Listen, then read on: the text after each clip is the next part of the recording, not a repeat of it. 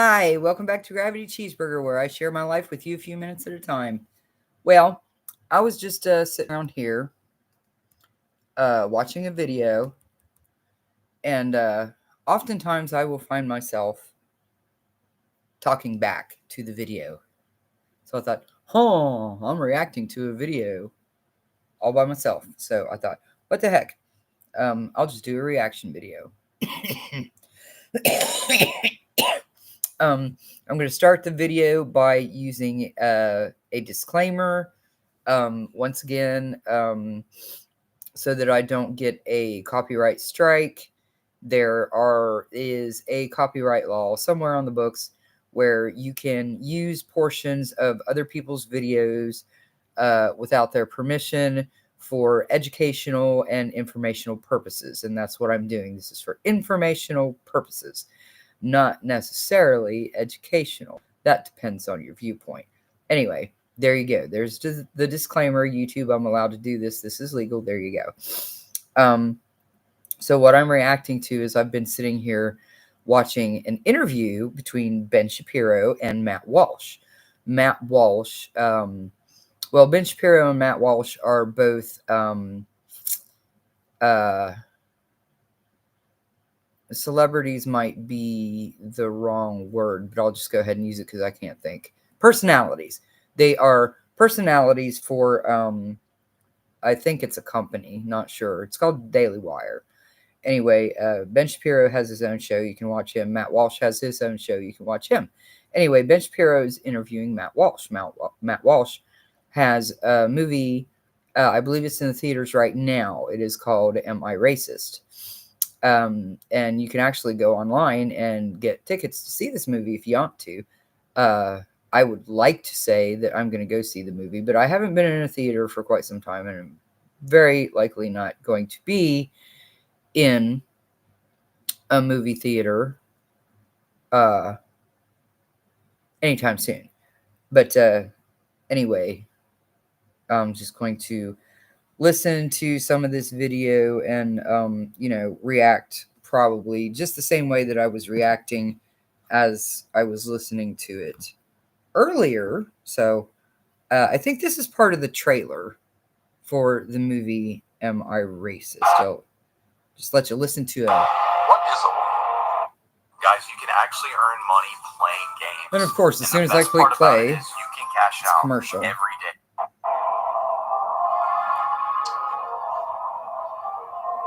Why do you ask the question?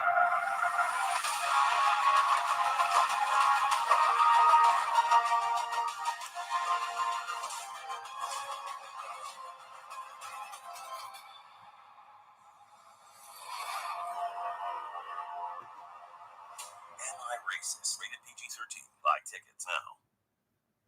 So, that's the origin. That's the like the superhero origin story. yeah, Where the costume comes from. Yeah. and it is amazing. I mean, you were able to get into extraordinary spaces by wearing a man bun and some very thin framed glasses. Yeah, you wouldn't think it'd be enough, but it's sort of similar to what we experienced with What Is a Woman when we were able to talk to people that we didn't think. We get the same question with What Is a Woman? How did you get those people to talk to you? And the answer is it's kind of the same in both cases. That a lot of these people live in a bubble where they can't even imagine that anybody would ever try to challenge them or embarrass them or expose them in any way because they've never been around that ever. They've never been around anyone who would actually do anything but fall to their knees in admiration of them. And so I think we were able to kind of take advantage of that sort of arrogance of these people. Well, what's amazing about this sort of film is that, as you say, because they think that you're one of them, they say things, a lot of these people, that they would never say in a public setting against somebody who is adversarial. Actually, now that I think about it, I actually did something similar when I wrote a book called Primetime Propaganda about sort of the insider Hollywood story. I just sent out a bunch of emails well before I was much more well-known. And it said I was a graduate of Harvard Law School. My name was Ben Shapiro. And so people immediately assumed that because my last name was Shapiro and I went to Harvard Law School, I must be on the left, because obviously Jewish liberal from Harvard Law. And so instead of wearing a yarmulke, I would wear a Harvard Law baseball cap, just walking in interviews, and people would just say the thing. And a lot of this movie is that. So, number one, how did you get all these people in the room with you? apparently, I mean, we saw the budget. I know the budget. So it was not cheap to get many of these people in the room. There's a good living being made by DEI consultants. Yeah, that's the answer right there. Most people we talked to were willing to perhaps even put their better judgment to the side if we just pay their fee. Which of course is funny because they also claim that they're fighting racism and they want to get the word out about that, but they'll only do it if you pay them. And so that's one thing we do in the film is we tell the audience very directly, like, this is how much this person charged us to talk to them, and you're going to see that some of the price tags are quite substantial. And I think for folks who don't actually understand how deep rooted this is in American society, I think most Americans, they look at this like, this is very fringy, and not that many people that I think normies know goes to. What's Frenchie? If anybody knows what Frenchie is, put it in the chat. I don't know what it is. Pretty sure I know what normies are. I guess it's people he is referring to that he considers normal. A white guilt seminar where they weep about their exposure to white privilege and all of this sort of stuff. Most people are presumably not doing, as we'll see in another clip, a dinner party with Jerry Rao. We'll get to that in a minute. But this does pervade all of American society. It's baked into law. It's baked into employment policies at a wide variety of companies. According to Kamala Harris, I see you in the chat. Her policies as would-be president. Say hi. Equity is pervading all parts of the federal government. Maybe you can explain for a second, like, why Americans should really care about DEI. It's become a buzzword on the right, but for a lot of people, they don't necessarily understand what it is. Yeah, well, I think the fact that most Americans aren't sitting around in a circle at a white grief seminar or going to a race to dinner event, that sort of point, that's why it matters, because most people are not true believers like this. They want nothing to do with this craziness. And yet, like, the people you see in the film are the ones who are coming up with these programs that are then foisted on normal Americans at their jobs. So maybe in your free time, you're not choosing to go to something like this, but the problem is that this stuff is brought to you in places where there's no reason why it would be there. The fact that you just want to work, you're working a job has nothing to do with any of this, and yet you're being forced to, at the very least, listen to this sort of lecturing, if not actively. That's something I don't have to put up with at my job, and I thank the Lord for it. We affirm it in a lot of cases. So this is why we have to care about it, because we really have no choice. I wish we were in a position where we could look at some of these people in the film and say, okay, the total fringe doesn't matter. What they say is totally irrelevant. I want to get to a point where it is irrelevant, but right now it's not. So when you were preparing for the film, did you have to read a lot of the tomes from these people? One of the people who you get in the film is Robin DiAngelo, the author of White Fragility, which is one of the best-selling anti-racist books of the last 10 years. Sold hundreds of thousands of copies. It was used as sort of the guide for the pathetic white people during the... Okay, he said this book is called White Fragility. The hell is that? I'm white. I don't feel fragile. In 10 days, I'll be 56 years old. That, I think, technically makes me a senior. One of the old folks. Who very often are fragile. I don't feel fragile, though. So, the hell is this white fragility? Seriously. Race riots of 2020 during the George Floyd uprising. Did you have to read through a lot of this material in order to prep for the film? There's only so much that I can subject myself to. I certainly listened to several lectures from these people. I did read Robin DiAngelo's book, White Fragility. Truly an awful piece of... It's horrific. I mean, it's just... And it's also just... By the way, folks, if you want to see like a full-scale review of that, I think I once did like an hour-and-a-half review of this on YouTube where I went like point by point through Robin DiAngelo. It's such trash. And I think I talked. I'll be looking forward to that. I interviewed her too because I knew you were the resident Robin DiAngelo expert. So you know it's not only like the ideas are terrible, obviously, but it's also just bad writing. It's a slog to get through. There's nothing entertaining. It's just like being nagged while you sit there for 3 hours reading this book. It's just a very unpleasant experience. And I figure once you read one book, that's the other thing. It's like once you've read one of these books, you get the idea. It's always the same thing. It's the same ideas. All the people we talk to in the film, they all have the same central thesis. And the way they define racism is that they are participants in a system that perpetuates racism. As Ibram X. Kendi once suggested, he was asked to define racism, and he said a system that perpetuates racist ideas for racist. I don't feel like I perpetuate racism. Do you? Purposes, which of course is not a definition of a term. You cannot define a term by using that same term. If I ask you to define shoe and you say, well, it's a shoe that fits on your foot, that has not helped in any way, shape, or form. But yeah, there was a moment in time when we slightly toyed with the idea that like maybe this movie should really be called "What Is a Racist?" because that we found that right there is actually a question that trips these people up, which is just that what is racism? And with Ibram X. Kendi is not the only one who can't really define it, because if he gives the actual answer, which of course it's not complicated, like if you hate someone because of their race, if you think another race is inferior to your own, then you're racist. That's basically what racism is. But they don't want to say that because then that, number one, that implicates all races potentially. Anyone can be racist. They don't want to accept that.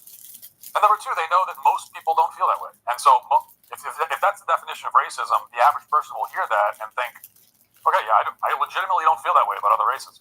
I'm not racist. So these people have nothing to say to me. I'm free. But they don't.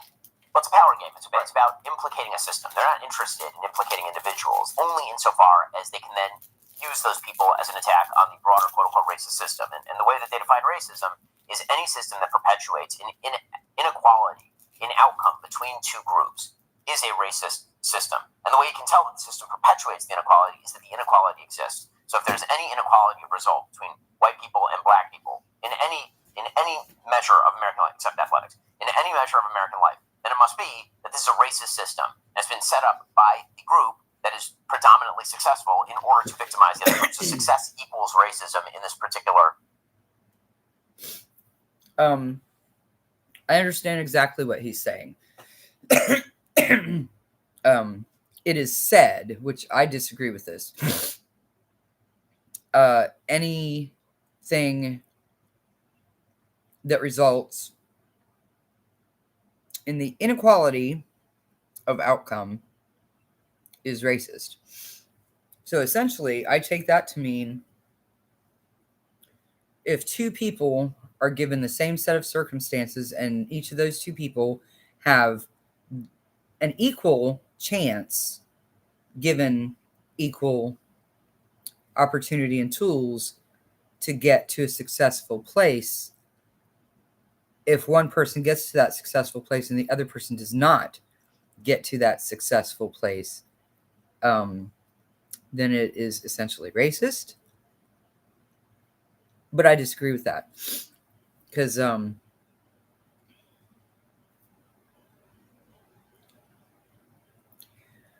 I feel like most folks really do, regardless of where they come from, they have an equal chance and equal opportunity to be successful. But I'm a prime example of someone who is not successful. However, that is successful based on the standards of society in general. I personally consider myself very successful. I am fed, I am clothed, I am sheltered. Most importantly, I know Jesus, the Christ, the only begotten Son of God, the Savior of all, who died so that we could be forgiven of our sins and once again be a part of God's family. To me, that's success. Even though I live in a cramped one-bedroom apartment where the carpet and the linoleum needs to be replaced. But I feel successful. I feel very successful, even though I work a job that affords me 40 hours a week at less than $1 an hour more than minimum wage. But, still, to me, I'm successful. So, obviously, the standards that these people have set up are very, very skewed. And then it actually depends on your opinion as well. Way of viewing the world, which is why Asians are now white adjacent, because Asians are too successful. It's why Jews went from being Jewish to being white. It's why if you are a black person and you are too successful and you vote Republican, you are now considered white because you can't be part of that institutional structure. It's all ridiculous power games masquerading using the words that we all thought that we knew when we were growing up in the 1990s. Everybody knew what a racist was. This wasn't like you had to go through all these hoops to try and figure out what the hell it meant. It wasn't particularly complicated. And so you would see something racist and you would call it out and everybody sort of agreed on it and then we'd all move on with our lives. But that wasn't enough for these people because what it really is a Marxist revolution in the guise of race speak. And, they're lying about it and that's why they can't define it. If they were to define it, it'd become clear. That's also why part of the game is, especially if they want to implicate Asians and even some black people as being somehow partly white. The way they do that, of course, is you just tack on ness at the end, whiteness, and so you turn, they turn racism into this kind of amorphous concept, and then they turn being white into an amorphous concept too, where if you have skin we consider white, then you're part of whiteness, but you can be a part of whiteness and not even be white. And we find that out in the film also. That's a theme they return to quite often. There's white people and then there's whiteness, and whiteness is a terrible thing. It's more than that in just 1 second. First, the IDF is on high alert in preparation for yet another attack. Hospitals have prepared themselves to deal with many. Okay, we got to suffer through a little ad break there. I just want to remind everybody that anything that comes out of my mouth, regardless of what these two men say, is my opinion. This is my opinion coming out of my mouth. Okay? It's mine. And I can stick to it, or I can change my mind, or I can choose to not even voice my opinion. But if I say it, that's my opinion. And I do have the right to make my opinion known. And as this live stream is proving, ain't a whole lot of people want to know my opinion because I'm almost 20 minutes in, and one person popped in to the live stream for about 5 seconds and then left. So, okay. I wish I knew how to skip these ads, but I don't know how to skip these ads. As casualties, major airlines have halted flights into Ben Gurion Airport in Tel Aviv. Israelis have been told to prepare for at least 3 days without power and electricity. In the event of an attack, Israelis across the country could be forced to spend days or even weeks in bomb shelters. I'm going to try to skip anyway. To keep Israelis safe, they need to be equipped. Okay, back to the Give your conversation. take on whatever the news of the day is. And then tomorrow there's new news, and no one cares about what you said yesterday. So everything lives for like 12 hours. You do a film, there's a lot more work that goes into it up front. But hopefully, if it's successful, it will be relevant for more than a day, and that's what I love about it. And one of the things that you obviously have to rely very heavily on in both What is a Woman and in Am I Racist is the fact that you have the world's best deadpan. So I have to ask, how was this cultivated? Is this a sort of natural persona, the deadpan? How do you not break? When I watch What is a Woman? And I have to admit that, yeah, Matt Walsh has a really great deadpan expression. I've watched his YouTube channel, and he says some absolutely freaking hilarious things with just straight face. It's crazy. I guess that's what people call a dry sense of humor. And maybe I like it so much because I've been told many times throughout my life that that's the kind of sense of humor I have. And for the first time, and people were saying ridiculous things, and you were just absolutely stone-faced. I mean, I'm okay at it. I'm to pretty good, somewhere in the mid-range. You're like extraordinary levels of deadpan, and then there's a lot of that in this movie. So here you actually have to act as though you are sympathetic to the things that people are saying, which I think is actually in some ways harder, in some ways easier. First of all, which one did you find harder, to keep a straight face or to sort of mimic sympathy for the positions? I mean, you go pretty far here. I mean, there are times here where you're actually crying. There's times where like that's some pretty solid pretending, as you say. Yeah, it's hard to say. I mean, the answer of doing the deadpan is it's just I guess I was born without a soul. I don't know. I'm an emotionless freak, I suppose. Is the answer? People ask me that all the time. Well, how do you manage that? Like, that's how I am. See, that's funny because he barely cracks a smile saying that. When you have this thing of not showing emotions, you have to find a way to channel it. Did you have to cry on cue? Like, did you have to make yourself cry in the course of the filming? Yeah. What did you think of, like a teddy bear being burned, or like what? Like, how did you? No, I honestly, I just thought to myself, well, what would it look like if I pretended to cry? That's the whole. I'd be the worst guest on like Inside the Actors Studio or something. We're finding that out, right? Yeah. Right. I don't know. Well, how did you pretend to do that? I don't know. I just pretended. Yeah, that's it. You're good at pretending. That's all I'll say. I mean, you are good at pretending. I mean, I cannot cry on cue. That'd be a thing. Yeah, but it is. The hardest part is always in both of the films is when you're in the room with just really terrible people who are saying awful things. So it's not like I have to hold myself from laughing. It's like holding myself from laughing is not a problem for me. Holding myself from yelling at them and saying, "You effing moron! What are you talking about?" That actually does take effort. So that's the difficulty there. I have that problem myself.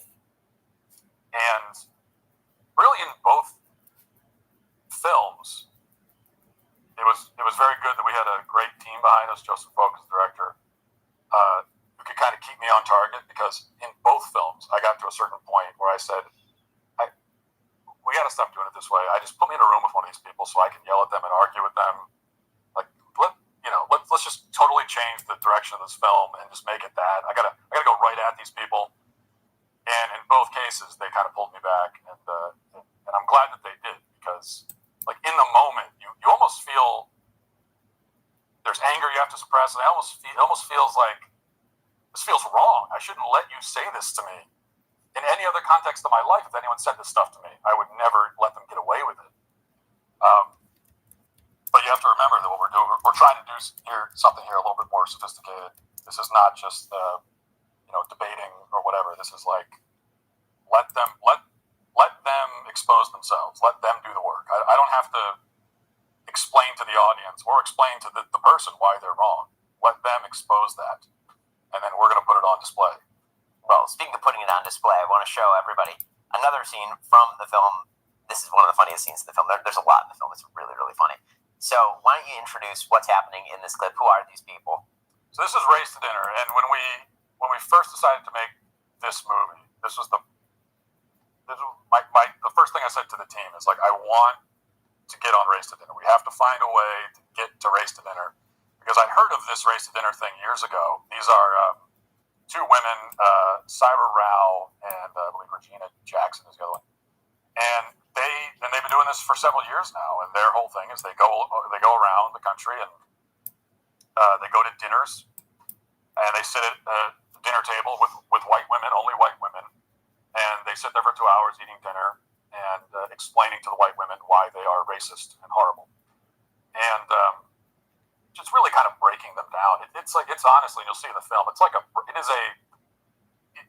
probably the first real brainwashing session, real intense brainwashing session that I have personally witnessed. You can kind of see it happening. And this is what these women do. They go around the country and they charge money. They're paid thousands of dollars to come to dinner and call people racist. Now, so we knew we wanted this in the movie somehow. First thought, of course, was it'd be great if I could attend a dinner and sit there and be a part of it. And we we tried to make that happen, and we discovered that no, you have to be a woman. You actually have to be a biological woman. They had another way of putting it. They said, I forget what they said. They said you had to be socialized as a woman. That was their way of putting it.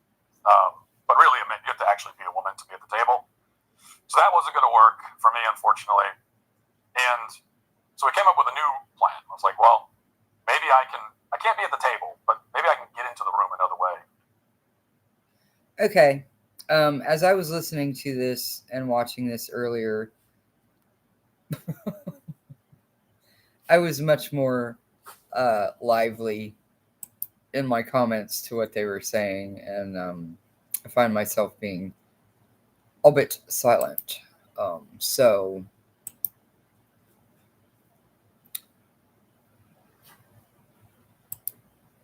I'm just gonna stop.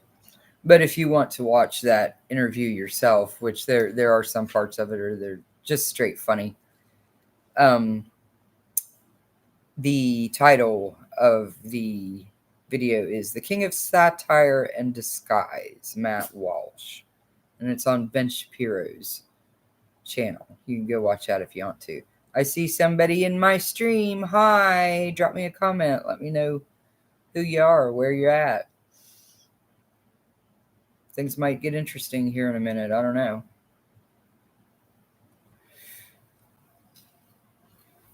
So, it was either in my last video or the one before. I told y'all that I ordered me a new t-shirt. Well, this is it. Woohoo! 2 fish and 5 loaves of bread fed 5,000 people by the hand of our Lord and Savior, Jesus the Christ of Nazareth. Now that number 5,000, it doesn't even include the women and children. Hi, Sissy. How you doing?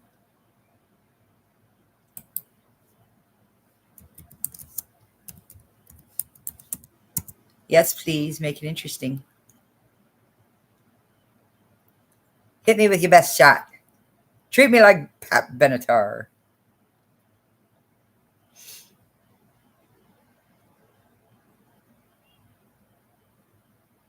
I'm ready. I'm ready.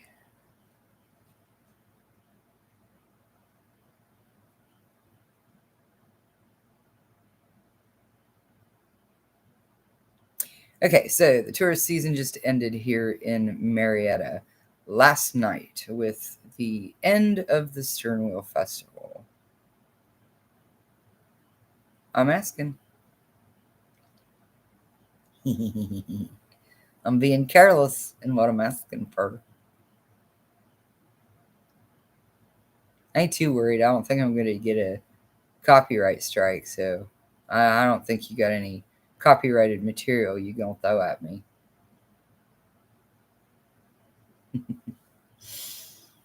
Anyway,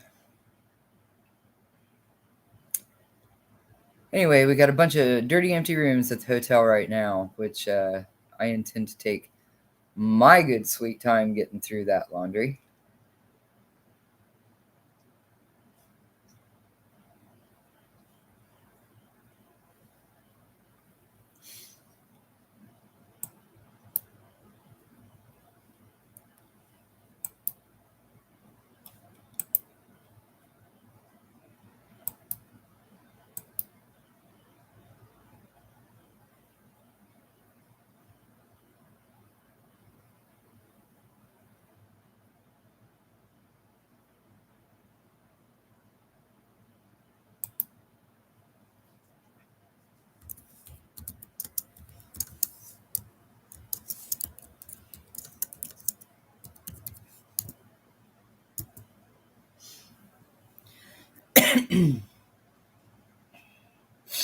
Yeah, so anyway, the pressure's off.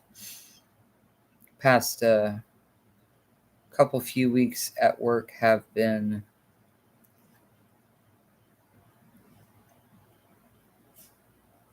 nuts.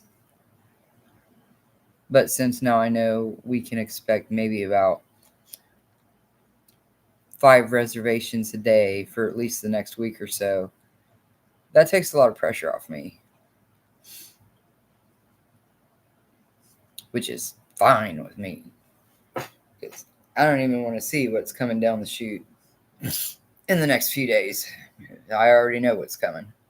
52 rooms worth of dirty freaking sheets and towels and possibly comforters. That's what is coming at me. Hey sis, you can video call me and our conversation can be live on air. You want to do that?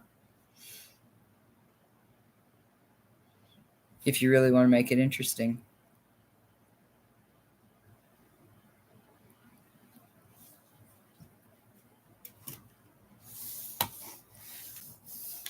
They'll be able to hear you, but they won't be able to see you.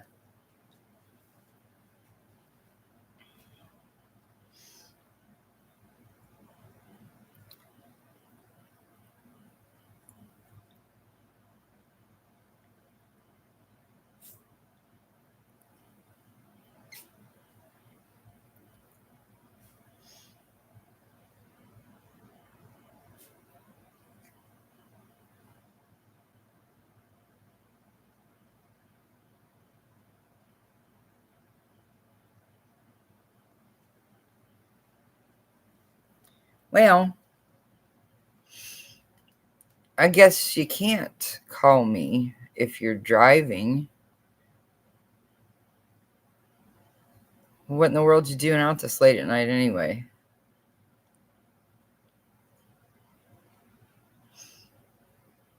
I know, I should not assume that just because I don't like driving at night that other people don't still do it. I know they do.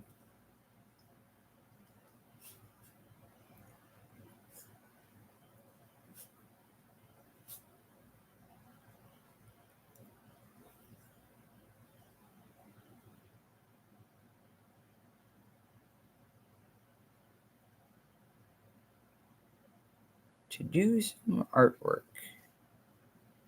Cool beans.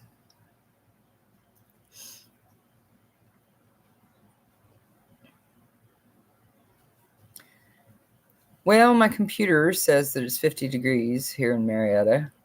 I've got one window open, as you can see over my shoulder. And it's getting kind of cool in here. But that's all right.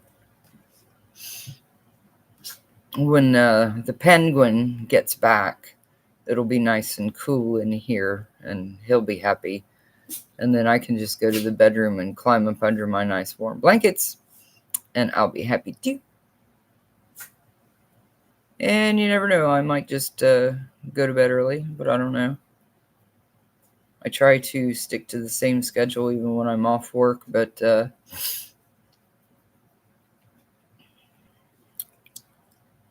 don't know. I'll probably end up going and taking a nap anyway.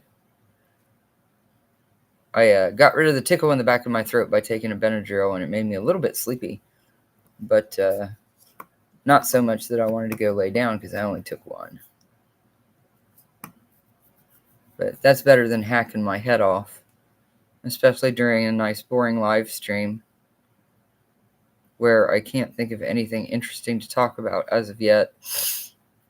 But I guess if I'm going to do live streams, I need to work on my content. So I guess I'll just sit here until I think of something to talk about besides politics.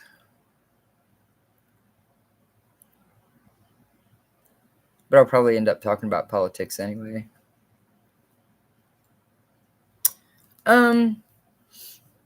What I will talk about though is I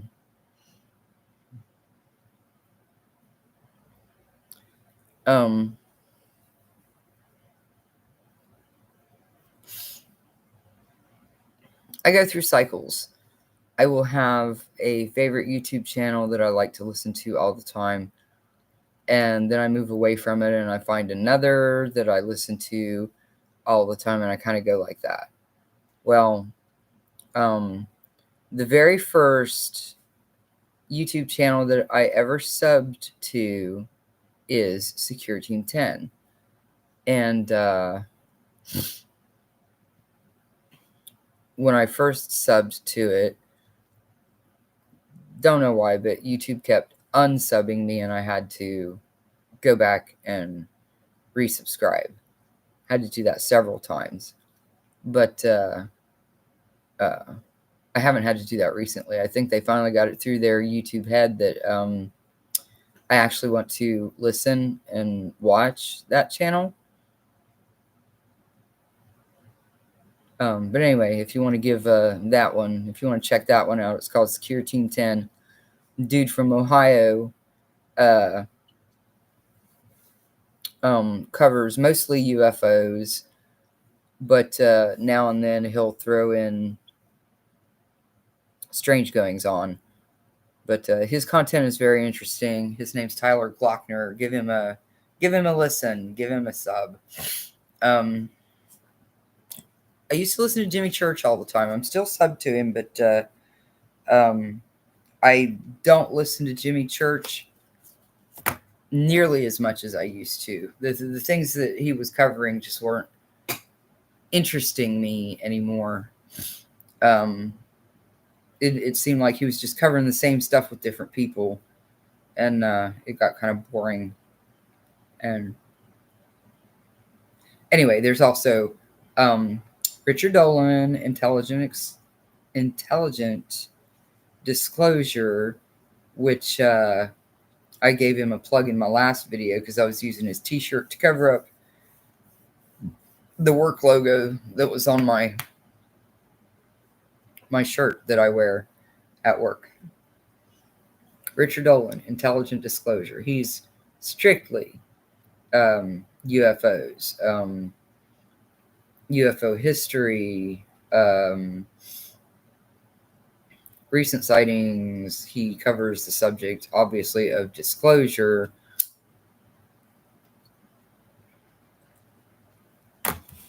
He has been less active recently. Like in the past couple of months, I think he's put out more short videos than anything else.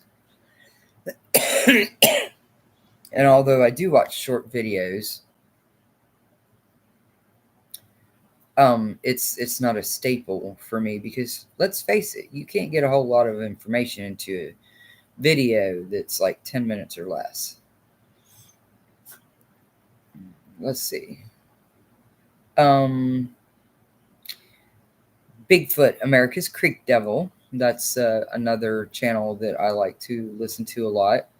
That is William Jevning. He is a Bigfoot researcher who's been at it for over 40 years and has had a couple sightings / encounters himself.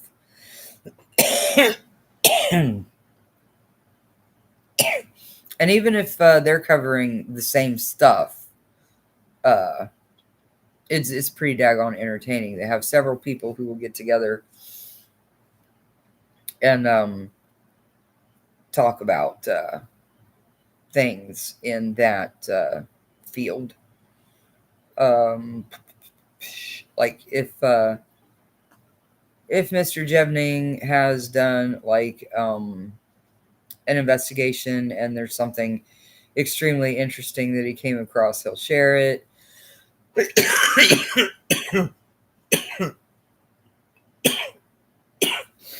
He has a segment that he calls Campfire Talk, where he and several of his friends and fellow researchers get together and they just talk. And those always end up being pretty interesting. Very interesting, as a matter of fact. Let's see, who else do I listen to?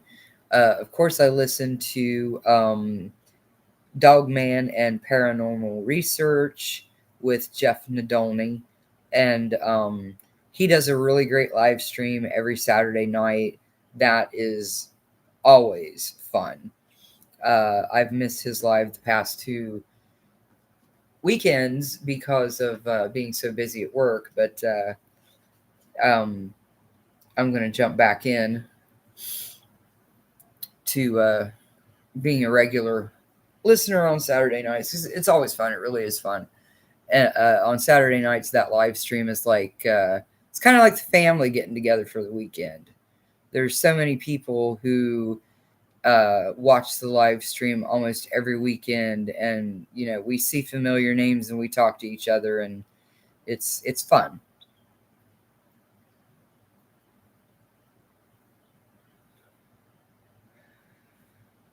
Of course, I'm subbed to more than 100 channels on my YouTube account. I can't think of all of them right now. Another of my favorites is called Elvis is the Man. This youngin, he does Elvis stuff. It's all about Elvis, and I like him.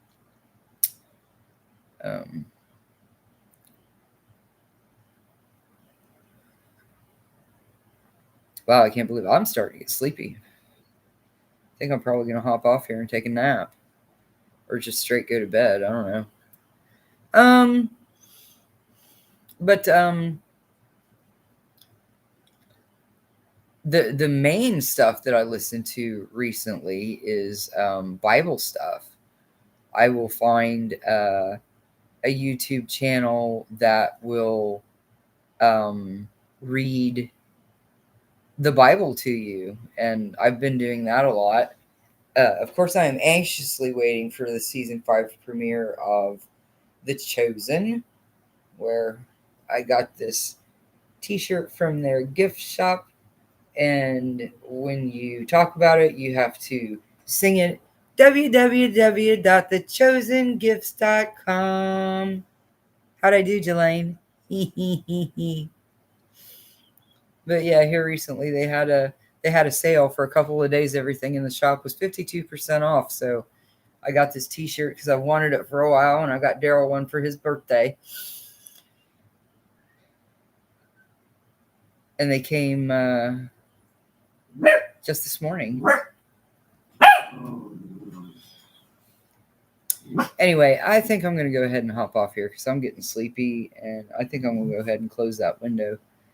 I just heard somebody whistle outside, and I don't know what they're doing, and I ain't about all that. And if I look over my shoulder and actually see a face peek in that window, or a feast pake in that window, either one, I'm going to be scared, and that wouldn't be any good. Anyway, I will talk to you guys again sometime, probably soon, since I don't work tonight, I don't work tomorrow night, I don't have to be back until Tuesday night to work. But hi, Susie Reynolds. Hello, my sister Susie. Hello, my sister Kim. Mwah, mwah. Hello, Mama. Hello, Deidre. Hello, everybody else. Sister Stacy. I love you guys. And I'll see you in the next one.